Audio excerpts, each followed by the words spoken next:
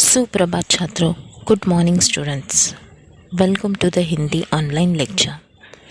कक्षा 7वीं के सभी विद्यार्थियों का हिंदी ऑनलाइन लेक्चर में स्वागत है। चिल्ड्रंस, लास्ट लेक्चर में हमने प्रश्न उत्तर का रिवीजन कंप्लीट किया। मैंने ग्रुप में फाइनल एग्ज़ाम पोर्शन और पेपर पैटर्न भी सेंड किया है, आप उसे नोट डाउन कीजिए। पोर्शन में फिर से एक बार दोहरा रही हूँ बच्चों, आप सभी ध्यानपूर्वक सुनिए। कविता वसंत गीत चंदा मामा की जय, रहस्य कविता हम चलते सीना तान के। अर्थात बच्चों कविता क्रमांक 5, पाठ क्रमांक 6, पाठ क्रमांक 7 और कविता क्रमांक 8 यह फाइनल एग्ज़ाम का पोर्शन है। इसके पहले भी बच्चों हमने 4 पार्ट का रिवीजन कंप्लीट किया है और इसके आधार पर जो भी प्रश्न उत्तर है, मुख्य प्रश्न उत्तर है, उन्हें भी रिवाइज किया है। आज के इस ऑनलाइन लेक्चर में स्टूडेंट हम फिर से एक बार इन्हीं 4 पार्ट का रिवीजन करने वाले हैं। चिल्ड्रंस, ऑल ऑफ यू में यह Hindi text book and notebook, then we start. सभी बच्चे हिंदी टेक्स्ट बुक अर्थात पाठ्य पुस्तक और हिंदी नोटबुक निकालिए, फिर हम रिवीजन के लिए शुरुआत करते हैं। तो चलिए शुरुआत करते हैं, बढ़ते हैं पहली कविता की तरफ। छात्रों, हमने अध्ययन किया कि कवि चंद्र प्रकाश जी का जन्म 3 अक्टूबर 1957 बुलंदशहर उत्तर प्रदेश में हुआ। रचनाएं हैं उनकी ख्याल ऊपर और ऊपर, जो कि एक लघु कथा है, टेलीफिल्म, गीत, बाल गीत आदि। हमने यह भी जाना कि चंद्र जी कवि, लेखक, निर्देशक, अभिनेता के धनी है। उन्होंने विविध पत्र पत्रिकाओं में लेखन भी किया है। बच्चों, प्रस्तुत कविता में कवि ने वसंत ऋतु का वर्णन किया है। वसंत को ऋतुराज कहा जाता है। उसके आगमन से चारों ओर बाहर छा जाती है। प्रकृति सज धज कर उत्सव मनाती है। पशु पक्षियों पर भी बसंत का प्रभाव स्पष्ट दिखाई देता है। जीवन में हर्ष उल्लास ले आने वाले इस ऋतु के प्रभाव का कवि ने ध्यानमय तक शब्दों में वर्णन कर कविता को गेय बनाया है। कवि ने बसंत ऋतु में होने वाले परिवर्तन, प्रभाव और प्राणियों में फैले उल्लास को दर्शाया है। सजी आयो रे ऋतु बसंत सजी आयो, अजी गाओ रे ऋतु बसंत सजी आयो। अर्थात सज धज कर बसंत ऋतु आई है, उसके आगमन की खुशी में हम मिलकर बसंत गीत गाएं। कली कली करत कलोल कुसुम मन मंद मंद मुस्कायो, गुनगुन गुनगुन गुंजे मधुपगन मधु मकरन चुरायो। अर्थात बच्चों, फूलों की कलियां जो है वह खिल गई, जिन्हें देखकर लगता है कि फूलों का मन अपनी मुस्कान बिखेर रहा है। और मधुप अर्थात भौरा, मधुमक्खी, तो भौरे की गुनगुनाहट कानों को बड़ी मधुर लग रही है। इन भौरों ने खिले हुए फूल का मधुर रस चुराया है। मकरंद अर्थात फूलों का रस, शहद। तो इसलिए कवि कहते हैं कि सच धज कर वसंत ऋतु आई है और उसकी खुशी में हम सब मिलकर गीत गाए। बन बन बाग बाग बगियन में सुहनी सुगंध उड़ायो, ठुमकी ठुमकी मयूरा नाचत गीत कोयलिया गायो।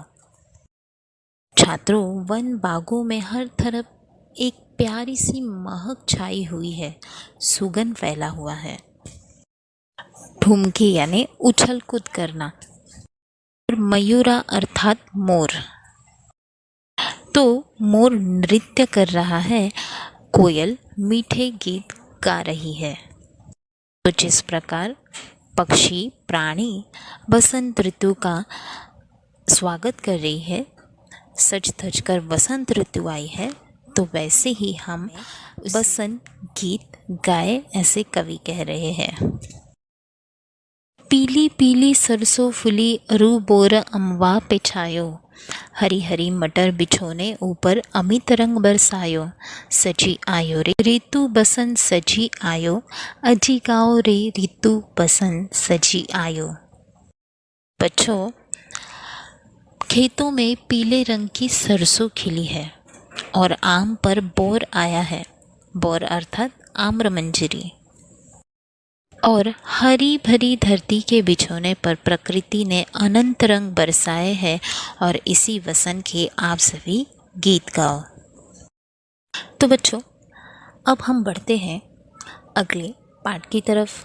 पाठ क्रमांक 6, चंदा मामा की जय, पृष्ठ क्रमांक 40, पेज नंबर 40। सुनो, समझो और पढ़ो। पाठ क्रमांक 6, चंदा मामा की जय, लेखक मंगल सक्सेना। बच्चों, हमने लेखक से पहले ही परिचय कर लिया है, पर फिर से एक बार दोहराते हैं। बच्चों, लेखक मंगल सक्सेना जी का जन्म 1936 बीकानेर राजस्थान में हुआ तो उनकी मृत्यु जुलाई 2016 में हुई। मैं तुम्हारा स्वर, यह उनकी प्रमुख रचना है। छात्रों, मंगल सक्सेना जी कवि, नाट्य निर्देशक, राजस्थान साहित्य अकादमी के सचिव के रूप में प्रसिद्ध थे। उन्होंने हिंदी साहित्य की निर्मिति में अच्छा योगदान दिया है। स्टूडेंट्स, हमने यह भी जाना कि यह पाठ एक एकांकी नाटक है। प्रस्तुत एकांकी में लेखक ने शांति प्रियता, बड़ों का आदर, छोटों से प्यार, बुरी आदतों को त्यागने के लिए प्रोत्साहित किया है। एकांकिका नाटक में लेखक ने हमें हर छोटी बड़ी बुरी आदतों को त्यागने की सलाह दी है। साथ में यह भी कहा गया है कि सजा या दंड से अधिक क्षमा महत्वपूर्ण है, जो अपराधी को सुधार सकती है। छात्रों, इस एकांकी में जो पात्र है उनके नाम कुछ इस प्रकार है। सुनील, जिसकी आयु यानी उम्र 8 वर्ष की है, तो अनिल 5 वर्ष का है। 4 बच्चे हैं, प्रत्येक की आयु 3 से 5 वर्ष है। रात रानी जो किरदार निभा रही है उसकी आयु 13 वर्ष है। नींद परी की आयु 11 वर्ष, चंदा मामा की आयु 14 वर्ष, 2 तारे आयु प्रत्येक 9 वर्ष, 3 पहरेदार आयु 10 से 12 वर्ष और समय अर्धरात्रि का है। स्थान जो है वह बादलों के देश में है। छात्र, रात रानी काली पोशाक में बैठी है, सामने टेबल पर हथौड़ी है, पीछे सेविका पंखा झल रही है। सेविका अर्थात सेवा करने वाले। नींद परी के दोनों ओर एक एक तारा खड़ा है, उनके हाथ में तारे की झंडी है। एक और नींद परी हल्की नीली पोशाक, ढीली ढाली बाहों वाला लंबा चोगा पहने खड़ी है। चोगा अर्थात ढीला ढाला घुटनों तक लंबा कुर्ता। वही 5 बच्चे एक ही बेंच पर उनिंदे से बैठे हैं। उनिंदे अर्थात ऊँघना। सबसे छोटा बच्चा ऊँघ रहा है। सुनील अलग कुर्सी पर बैठा है। पर्दा उठता है। नींद परी कहती है कि ये रोने वाले बच्चे हैं, विशेषकर यह अनिल। खड़े हो जा। तब अनिल खड़े हो जाता है। रात रानी डांट कर कहती है कि तुम क्यों रोते हो। अनिल और जोर जोर से रोने लगता है। उसे देख सभी बच्चे जोर से रोने लगते हैं। रात रानी कहती है, अरे चुप हो जाओ। नींद परी, इन्हें किसी तरह चुप कराओ ताकि कार्यवाही चालू की जाए। अब नेक्स्ट पेज नंबर 41, अगला पृष्ठ क्रमांक 41। फिर नींद परी कहती है कि और यह सुनील, यह घर में चाय की कप प्लेटें तोड़कर अपनी माँ से पिटकर सोया था। रात रानी कहती है, इन्हें अपराध के अनुसार दंड देंगे। सुनील से कहती है कि तुम्हें सफाई देनी होगी, समझे, नहीं तो सज़ा दी जाएगी। दंड अर्थात सज़ा, शिक्षा। फिर उस पर नींद परी कहती है कि यह अपनी माँ का कहना नहीं मानता, खाने के समय खाना नहीं खाता, यह खेलने के समय खेलता नहीं, पढ़ने के समय पढ़ता नहीं, कोई काम समय पर नहीं कहता। यह सारी शिकायत सुनकर रात रानी कहती है कि जवाब दो। तब सुनील भोलेपन से कहता है, अच्छे बच्चे बड़ों को जवाब नहीं देते, इसलिए मैं जवाब नहीं दूंगा। नीन परी कहती है, यह बड़ों को तो तू कहता है, उनका आदर नहीं करता, दूसरों को पीटता है। उस पर सुनील कहता है कि अच्छा, मैंने आपको तू कहा क्या? मैंने आपको पीटा क्या? यह तो झूठ मूठ कहती है। और तभी रात रानी सुनील को गुस्से से कहती है कि तुम बड़ों का मजाक उड़ाते हो, हम तुम्हें कड़ी से कड़ी सज़ा देंगे। तभी अनिल जो है वो रो पड़ता है। सभी बच्चे चौंक कर उधर देखते हैं और सभी गला फाड़ कर रो पड़ते हैं। बच्चों, गला फाड़ कर रोना यह एक मुहावरा है जिसका अर्थ है जोर जोर से रोना। रात रानी जो है वह गुस्से से कांपने लगती है। वह चिल्ला कर कहती है, क्यों रोते हो? चुप रहो वरना। तब अनिल कहता है कि सुनील भैया को कड़ी सज़ा मत दो। रोने लगता है, उसके साथ सब रोने लगते हैं।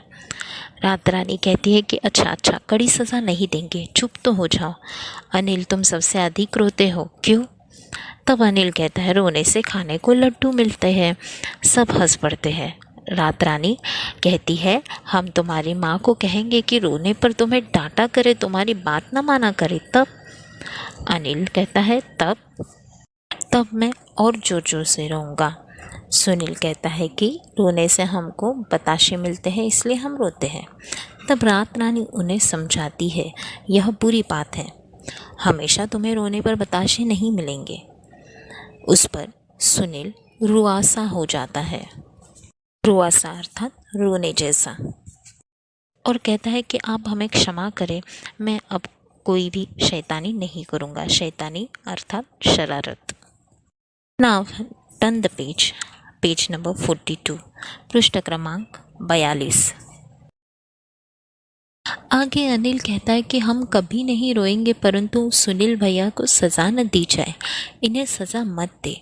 रात रानी हथौड़ी पीट कर कहती है, शांति शांति, शोर मत करो। इतने में चंदा मामा आते हैं। नीन परी चौंक जाती है और कहती है, चंदा मामा आप? रात रानी कहती है, चंदा मामा, और खड़ी हो जाती है। तब सभी जन खड़े हो जाते हैं। सब बच्चे खुशी से तालियां पीटते हैं। चंदा मामा आ गए, चंदा मामा आ गए, चंदा मामा जय हिंद। चंदा मामा सभी को जय हिंद कहते हैं। मेरे बच्चों, जय हिंद। और रात रानी से कहते हैं कि रात रानी, तुम बच्चों पर अन्याय कर रही हो। रात रानी डर जाती है और डर कर उन्हें पूछती है, कैसा अन्याय मामा जी? तब चंदा मामा कहते हैं कि एक व्यक्ति में अगर गुण अधिक हो और बुरी आदतें कम हो तो उसे क्षमा कर दिया जाता है। रात रानी क्रोध से नीन परी से पूछती है, नीन परी, तुमने हमें इनके गुण नहीं बताए, क्यों? तब चंदा मामा कहते हैं, यह तो बुरी बात है, किसी की बुराई के साथ साथ उसकी अच्छाई को भी ढूंढना चाहिए। यह सुनील अपने से छोटे बच्चों को कभी नहीं पीटता, उन्हें प्यार करता है। ये बच्चे अपने से बड़ों का कहना मानते हैं, उन्हें प्यार करते हैं, उनका आदर करते हैं, आपस में भी कभी नहीं झगड़ते। तब रात रानी कहती है कि सचमुच इनके ये गुण तो मैं अभी अभी देख चुकी हूँ। नीन परी कहती है, रात रानी, ऐसे गुण वाले बच्चों को तो हमारे यहाँ सज़ा नहीं दी जाती। रात रानी कहती है कि अगर ये बच्चे प्रतिज्ञा करेंगे कि ये बुरी आदतें भी छोड़ देंगे तो इन्हें सज़ा नहीं दी जाएगी। प्रतिज्ञा इस शब्द का अर्थ है प्रण। तब सभी बच्चे कहते हैं, हम प्रतिज्ञा करते हैं कि हम छोटी बड़ी सभी बुरी आदतें छोड़ देंगे। रात रानी कहती है, सबको क्षमा किया जाता है। बच्चे खुशी से चिल्लाने लगते हैं, जय जयकार करने लगते हैं, चंदा मामा की जय, चंदा मामा की जय। तो बच्चों, अब तक हमने एक कविता और एक पाठ का रिवीजन किया है, अर्थात कविता क्रमांक 5 और पाठ क्रमांक 6। अब हम आगे बढ़ते हैं पाठ क्रमांक 7 रहस्य की तरफ। पृष्ठ क्रमांक 44, पेज नंबर 44। सुनो, समझो और पढ़ो। पाठ क्रमांक 7 रहस्य, लेखक हरि कृष्ण देवसरे। मित्रों, लेखक हरि कृष्ण जी का जन्म 1940 नागौद मध्य प्रदेश में हुआ। उनकी मृत्यु 14 नवंबर 2013 में हुई। संपूर्ण बाल विज्ञान कथाएं यही उनकी रचनाएं हैं। डॉक्टर हरिकृष्ण देवसरे जी ने बाल साहित्य रचना और समीक्षा के क्षेत्र में प्रशंसनीय योगदान दिया है। उन्होंने अनेक पुस्तकों का संपादन कार्य भी किया है। यह पाठ एक कहानी है और इस कहानी के माध्यम से लेखक ने बच्चों को अंधविश्वासों से दूर रहते हुए वैज्ञानिक दृष्टिकोण को अपनाने के लिए प्रेरित किया है। शुरुआत में कुछ अंधेरी रात का वर्णन किया है कि चारों ओर सन्नाटा था, यानी शांति थी और कुछ नहीं सूझता था। बीच बीच में कुत्तों के भौंकने की आवाज़ सुनाई पड़ रही थी। आधी रात बीत चुकी थी और मामा जी के घर से कुछ दूरी पर ही सामने हवेली थी। हवेली में उजाला था, अर्थात रोशनी थी। अब आर्यन जो है खेतों को सरपट पार करता हुआ उस ओर अकेले बढ़ रहा था। सरपट अर्थात घोड़े की बहुत वेग से चलने की चाल या दौड़। उस हवेली में आधी रात के बाद कल भी ऐसे ही उजाला देखा था। मामा जी ने पहले ही आर्यन से कह दिया था कि उधर हवेली की ओर जाने की ज़रूरत नहीं है, अर्थात मामा ने आर्यन को मना किया था क्योंकि गांव वालों का मानना था कि हवेली में भूतों का डेरा है, अर्थात निवास है। परंतु आर्यन जानता था कि भूत ऊत कुछ नहीं होते, वह एक कपल कल्पना है, क्योंकि विज्ञान के शिक्षक ने उन्हें वैज्ञानिक दृष्टिकोण के बारे में अच्छी तरह समझाया था और रहस्य पता लगाने के लिए आर्यन ने मन में ठान लिया था। मामा जी ने कहा था कि हवेली में पिछले 10-15 साल से कोई नहीं रहता। पहले वहाँ ज़मींदार का परिवार था और ज़मींदार का परिवार ख़त्म हो गया तो उस तरफ कोई आता जाता नहीं। एक बार घिसो नाम का व्यक्ति वहाँ गया था। बेचारे का बुरा हाल हुआ था। 3 महीने तक खाट पकड़े रहा। खाट पकड़ना यानी कि बीमार पड़ना। अब बच्चों, आर्यन रात को करवटें बदल रहा था। करवट बदलना अर्थात बेचैन रहना। आधी रात को उठकर वह छत पर गया तो उसने फिर देखा, हवेली में रोशनी थी, उजाला था। आर्यन जो है गर्मी की छुट्टियां बिताने के लिए मामा जी के घर आया था। वह गांव समृद्ध था और मामा जी के पास एक विदेशी डिजिटल कैमरा भी था। यह बात आर्यन को मालूम थी। मामा जी की एक लड़की थी, उसका नाम था कनिष्का। आर्यन ने कनिष्का से कुछ सलाह मशवरा किया। दोनों बहादुर थे। सलाह मशवरा अर्थात बातचीत, परामर्श। अगला कदम उठाने के लिए उन्होंने कमर कस ली। कमर कसना यह एक मुहावरा है जिसका अर्थ है दृढ़ संकल्प करना। अगली सुबह दोनों ने मामा जी से कैमरा मामा मामी जी के साथ, कनिष्का के साथ उन्होंने ढेर सारी तस्वीरें खींची। मामा मामी बहुत खुश हुए थे। तब मामा जी ने तारीफ करते हुए कहा कि रात में मामूली रोशनी में भी बिना फ्लैश के साथ यह तस्वीर खींच लेता है। कमाल का लेंस लगा है। तब आर्यन ने कैमरा अपने पास रख लिया। कैमरा पाकर आर्यन और कनिष्का बहुत प्रसन्न थे। दोनों रात होने का इंतज़ार कर रहे थे। रहस्य का पता लगाने का यह अच्छा अवसर उनके पास था। अंधेरा होते ही दोनों घर से निकल पड़े। हवेली सामने थी। अंदर से कुछ बातों की आवाज़ आ रही थी। तब आर्यन कनिष्का ने चारों ओर ध्यान से देखा, कहीं कोई खतरा तो नहीं है। वे दबे पांव हवेली में चले गए। बीचों बीच एक बड़ा कमरा था। उसका दरवाज़ा अंदर से बंद था। खिड़कियां नीचे से बंद थी लेकिन ऊपर से खुली थी।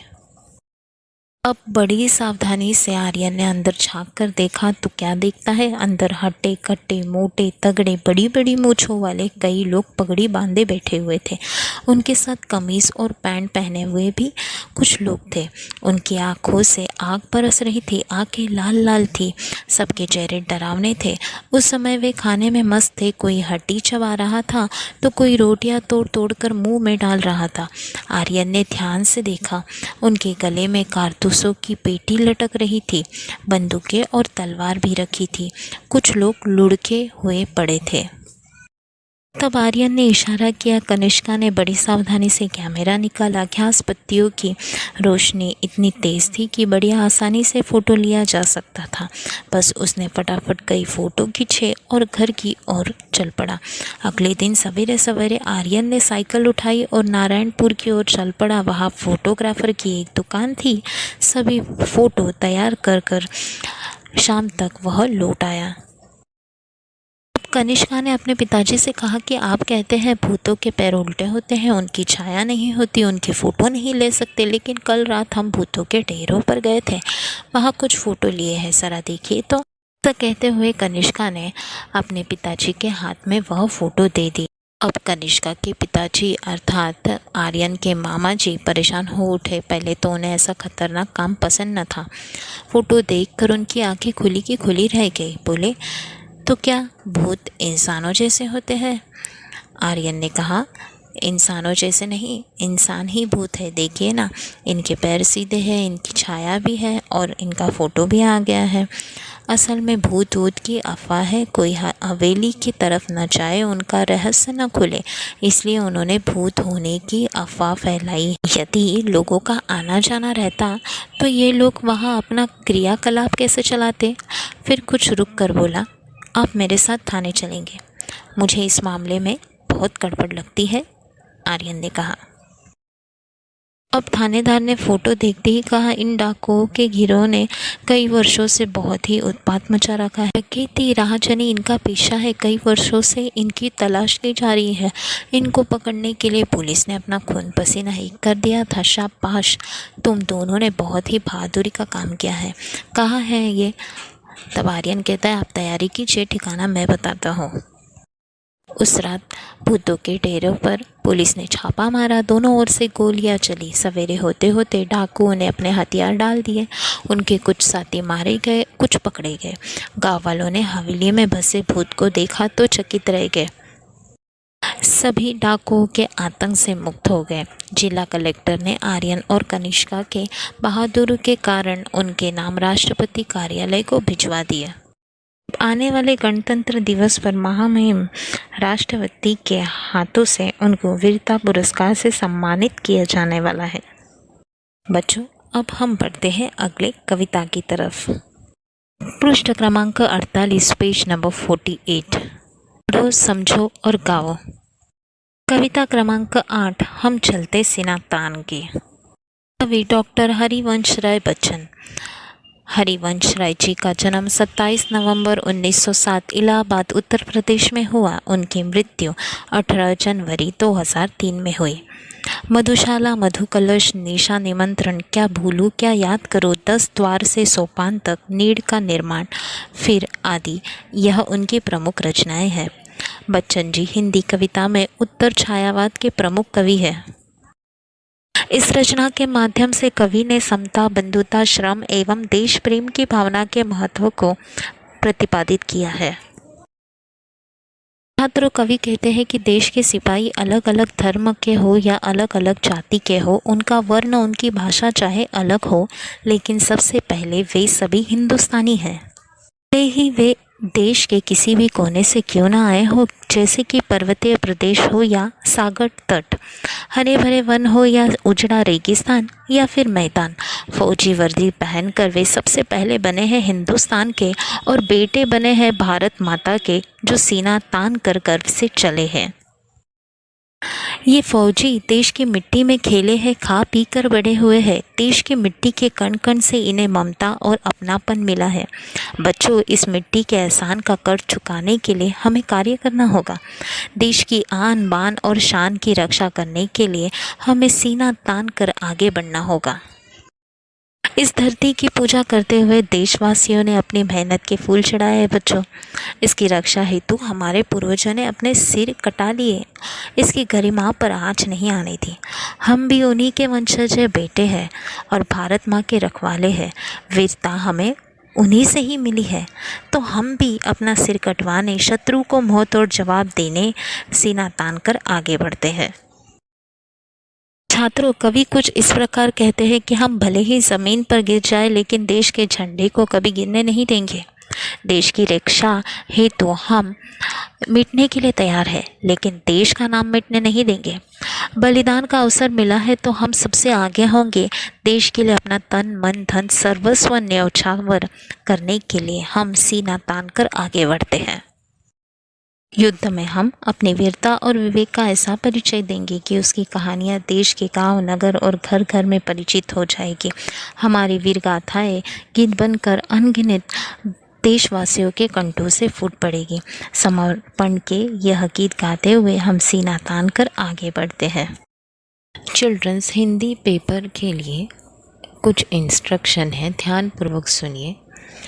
हिंदी एग्ज़ाम पेपर अर्थात आपका हिंदी का जो उत्तर है आप आंसर शीट पे लिखोगे।